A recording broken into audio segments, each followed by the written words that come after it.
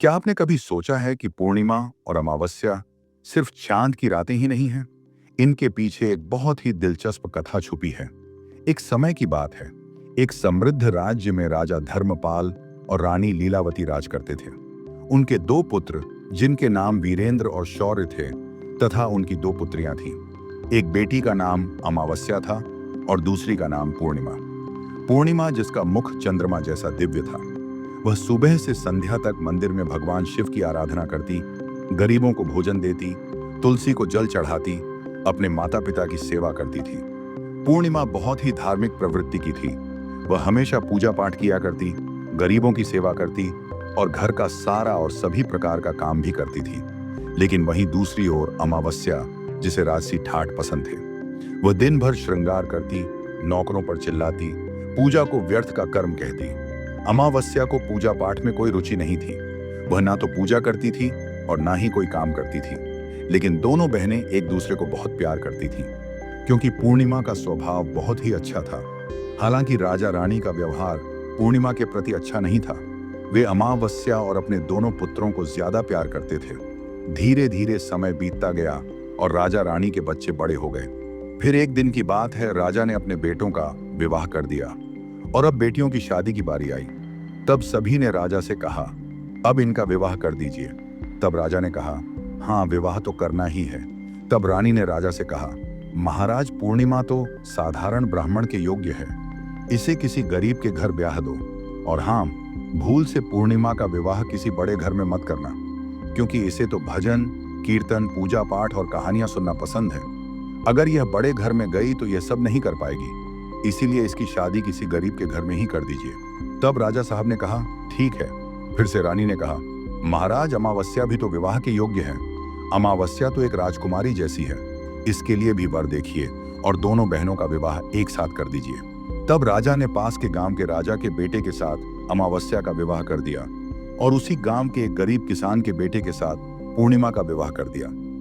जब राजा ने रानी को यह बताया तो वह बहुत खुश हुई।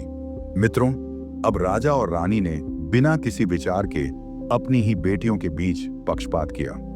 रानी के कहने के अनुसार अमावस्या का विवाह धनवान राजकुमार से हुआ। उसे सोने चांदी की पालकी नौकर चाकर दिए गए। वहीं दूसरी ओर बेचारी पूर्णिमा को एक किसान के घर भेज दिया गया। उसे केवल एक पुरानी साड़ी और बस एक तुलसी का पौधा दिया गया। तब रानी मन में सोचती हुई कहती हैं, अब देखते हैं कि पूर्णिमा गरीब किसान के घर कैसे रहती है।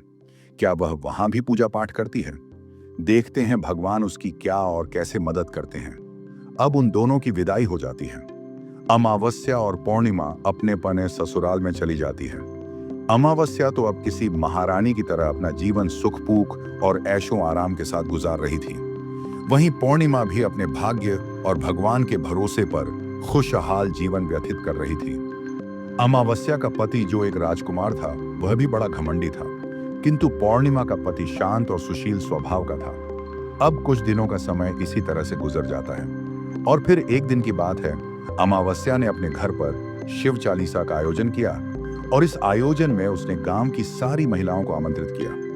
सारी अड़ोस पड़ोस की औरतों को भी बुलाया। लेकिन अपनी बहन पूर्णिमा को उसने जानबूझकर नहीं बुलाया, क्योंकि उस गरीब बहन को अपने घर में बुलाना पसंद नहीं था। उसे बुलाना मतलब अपने सम्मान में कमी नजर आ रही थी। तब वहीं पूर्णिमा अपने दरवाजे पर बैठी थी तो गांव की औरतों ने कहा, अरे पूर्णिमा बहन, तुम्हारी बहन के घर शिव चालीसा का पाठ है, तुम नहीं जाओगी? तब पूर्णिमा ने कहा, नहीं, मैं नहीं जा रही, क्योंकि मेरी बहन ने मुझे नहीं बुलाया है। तब गांव की औरतों ने कहा, नहीं बुलाया तो क्या हुआ, पूजा पाठ है, तुम चलो हमारे साथ। वैसे भी वह तो तुम्हारी बहन है। उसने सोचा होगा कि बहन तो आ ही जाएगी, उसे निमंत्रण की क्या आवश्यकता है।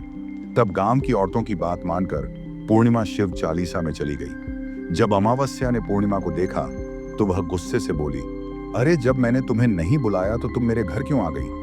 अब जब आ ही गई हो तो चुपचाप एक जगह बैठी रहना, इधर उधर मत घूमना। तूने तो आज मेरी इज्जत ही मिट्टी मिला दी है। जरा देखो अपने आप को, कैसे वस्त्र पहने हैं तुमने। जाओ उधर कोने में बैठो। और फिर उसने पूर्णिमा की गरीबी का बहुत मजाक भी उड़ाया। पूर्णिमा की आंखों से आंसू बहने लगे और वह भगवान शिव से प्रार्थना करने लगी, हे भगवान, मुझ पर आप कब कृपा करेंगे? आखिर मेरा कसूर ही क्या है? पूजा पाठ करना, गरीबों की सेवा करना, काम करना, क्या यह गलत है? हे भगवान, अब मुझ पर कृपा करो। थोड़ी ही समय के बाद इस तरह वह भगवान से विनती करती रही। शिव चालीसा पूरी हो गई और अमावस्या ने सबको प्रसाद दिया, लेकिन पूर्णिमा को प्रसाद नहीं दिया। अब निराश मन के साथ पूर्णिमा वहां से बिना प्रसाद के ही वापस अपने घर की ओर चली गई। मित्रों, रास्ते में वह सोचने लगी कि घर पर बच्चे प्रसाद मांगेंगे तो मैं क्या कहूंगी। फिर उसके मन में विचार आया, क्यों ना मैं अपने भाई भाभी से मिलने अपने मायके चली जाऊं। फिर वह चलते चलते अपने मायके की तरफ बढ़ने लगी। तभी उसे एक तुलसी का पेड़ दिखा। वहां एक चबूतरा बना था जिस पर एक बूढ़ी मां बैठी थी। उन बूढ़ी मां ने पूर्णिमा से पूछा, बेटी तुम कौन हो और कहां जा रही हो? क्या तुम मेरी एक मदद कर सकती हो? तब पूर्णिमा ने अपना परिचय दिया।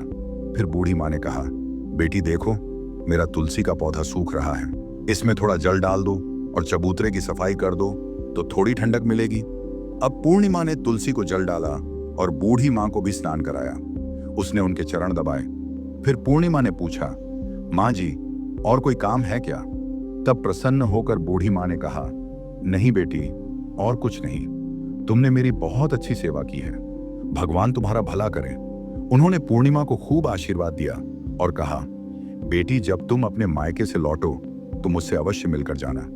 पूर्णिमा ने कहा, ठीक है मां जी, और वह आगे बढ़ गई। फिर चलते चलते रास्ते में उसे एक शिव मंदिर मिला। वहां भी एक चबूतरा था जिस पर एक बूढ़े बाबा बैठे थे। वे कोई और नहीं, स्वयं भगवान शिव थे। लेकिन पूर्णिमा ने उन्हें पहचाना नहीं और उन बूढ़े बाबा ने कहा, बेटी तुम कौन हो? कृपया मेरी एक सहायता करो, बड़ा पुण्य मिलेगा। पूर्णिमा ने अपना नाम बताया। तब बाबा ने कहा, बेटी क्या तुम इस मंदिर की सफाई कर दोगी? ये बहुत गंदा हो गया है और मेरे नहाने के लिए 2 बाल्टी पानी भर देना तो तुम्हारा बहुत एहसान होगा। मेरा शरीर थक चुका है, इसीलिए अब मैं कोई भी काम नहीं कर पा रहा हूं। तब पूर्णिमा ने मंदिर की सफाई की, भगवान शिव की पूजा की और बाबा के लिए पानी भर दिया। फिर वह आगे बढ़ गई। फिर थोड़ा और आगे चलने पर उसे काली मां का मंदिर मिला। काली मां भी एक बूढ़ी मां के रूप में वहां बैठी थी। काली मां ने कहा, बेटी तुम कौन हो? क्या तुम मेरी एक सहायता कर सकती हो? तब प्रसन्नता से पूर्णिमा ने अपना नाम बताया। तब बूढ़ी मां ने कहा, बेटी यहाँ सब लोग पूजा पाठ करके चले जाते हैं, लेकिन कोई मंदिर साफ नहीं करता। देखो मंदिर कितना गंदा हो गया है, जरा इसकी सफाई कर दो। अब पूर्णिमा ने मंदिर की सफाई की, मां का श्रृंगार किया और पूजा की। उसके बाद बूढ़ी मां को स्नान कराया और उनके पैर दबाए। फिर उस मां काली के रूप भेष में बैठी बूढ़ी मां का आशीर्वाद लिया और वह आगे बढ़ गई। फिर आगे चलने के बाद थोड़ी ही दूर चलने पर एक नदी मिली। वहां भी एक बूढ़ी मां बैठी थी जो कोई और नहीं बल्कि स्वयं गंगा मैया थी। उन्होंने पूछा, बेटी तुम कौन हो? कृपया मेरी सहायता करो। तब पूर्णिमा ने अपना नाम बताया। तब गंगा मैया ने कहा, बेटी क्या तुम मेरी थोड़ी सेवा करोगी? तब पूर्णिमा ने गंगा मैया की भी सेवा की और आशीर्वाद लेकर आगे बढ़ गई। अंत में वह अपने मायके पहुंच गई। जब उसकी भाभियों ने उसे देखा तो बहुत खुश हुई। उन्होंने पूर्णिमा का स्वागत किया और कहा, वाह क्या बात है बहन जी, आप बहुत दिनों बाद आई हो। तब पूर्णिमा ने कहा, हाँ भाभी, आज मन हुआ सभी को मिलने का तो चली आई। तब भाभियों के साथ मिलकर पूर्णिमा ने अपने मायके में भी सारे काम किए। उन सभी ने खुशी खुशी एक साथ भोजन किया और रात को अलग अलग विषयों पर बातें भी की। फिर अगली सुबह जब वह जाने को तैयार हुई तो भाभी ने उसे एक लाल साड़ी दी और कहा, इसे पहन लो और जल्दी जल्दी आया करो, बहुत दिनों बाद आई हो। तभी पूर्णिमा ने लाल साड़ी पहन ली और 16 श्रृंगार कर लिया और एक भाभियों ने एक थैला भरकर उसे सामान दे दिया। उसे लेकर पूर्णिमा घर से निकल गई। मित्रों, चलते चलते रास्ते में वही नदी मिली जहां गंगा मैया बैठी थी। उन्होंने कहा, बेटी आ गई, अपने मायके से क्या लाई हो? पूर्णिमा ने थैला दिखाया और कहा, माँ जी, मेरे भाभियों ने कुछ सामान दिया है।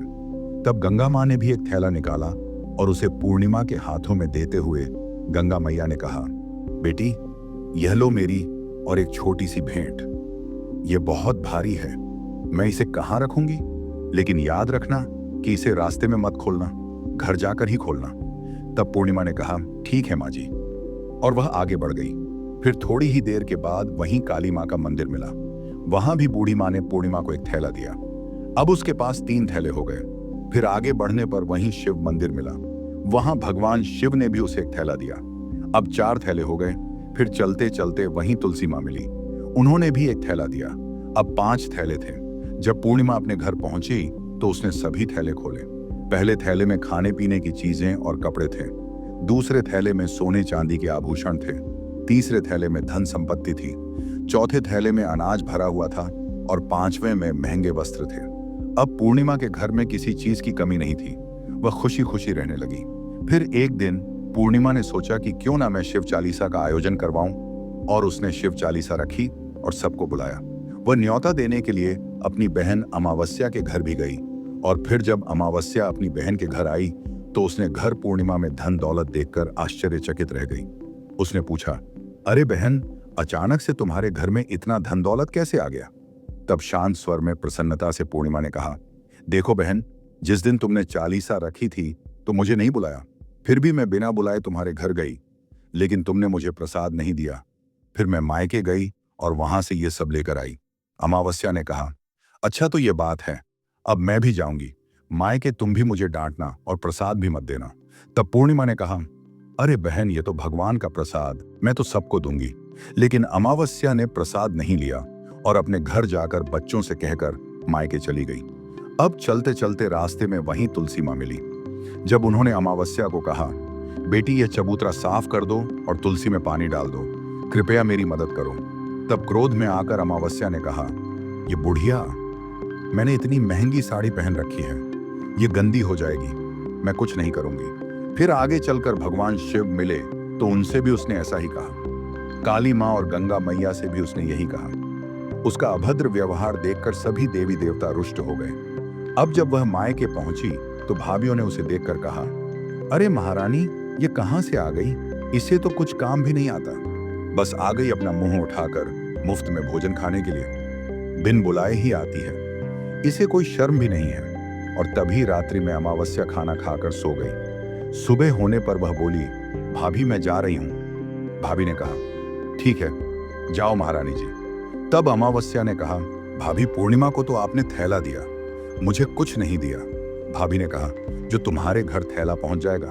तब अमावस्या चल दी। रास्ते में गंगा मैया, काली माँ, भगवान शिव और तुलसी माँ सभी ने उसे थैले दिए। लेकिन जब वह घर पहुंची और थैले खोले तो एक में मिट्टी, दूसरे में पत्थर और तीसरे में सांप बिच्छू निकले। अमावस्या ने अपना सिर पीट लिया और कहा, हे भगवान, मुझे मायके में भी कुछ नहीं मिला और यहाँ भी कुछ नहीं मिला। फिर वह दौड़कर पूर्णिमा के पास गई और बोली, तुझे इतना सब कुछ मिला, मुझे कुछ भी नहीं। तब पूर्णिमा ने कहा, मैं मायके जाती हूँ तो भाभियों का काम करती हूँ, तुमने तो कभी भाभियों की मदद नहीं की। तुमने गंगा मैया, शिवजी, काली माँ और तुलसी माँ सभी को ठुकरा दिया, इसलिए भगवान ने तुम्हें कुछ नहीं दिया और उनका अपमान किया। तब अमावस्या ने कहा, बहन, मुझे माफ कर दो, मैंने सदा ही तुम पर अत्याचार किया, अब मैं भी भक्ति करूंगी। तब पूर्णिमा ने कहा, बहन, 3 सूत्र याद रखना, सदैव दूसरों पर दया करना, हमेशा और प्रतिदिन चालीसा पढ़ना। तीसरी बात, 108 बार ओम नमः शिवाय का जाप करना, इससे अब तुम्हारे सारे दुख दूर हो जाएंगे। घर आए लोगों की सेवा भी करना। अरे बहन, भगवान ने जो 3 सूत्र दिए हैं उन्हें प्रसाद के रूप में स्वीकार कर लेना और हृदय में बसा लेना। मैंने सच्चे मन से भगवान की पूजा की, सबकी की मदद की, इसलिए मुझे सब कुछ मिला। तुम्हारे पास जो भी था वह तुम्हारे अहंकार के कारण खत्म हो गया। अब अमावस्या अपने घर गई और पूजा पाठ करने लगी। वह भगवान शिव से माफी मांगने लगी और धीरे धीरे उसकी भी परिस्थिति बदलने लगी। तो साथियों, यही है पूर्णिमा और अमावस्या की अद्भुत कथा। ये हमें बताती है कि असली सुख केवल भक्ति, सेवा और दया से मिलता है। अगर आपको ये कहानी अच्छी लगी हो तो वीडियो को लाइक और शेयर जरूर करें और हमारे भक्ति परिवार का हिस्सा बनने के लिए चैनल को सब्सक्राइब करना ना भूलें।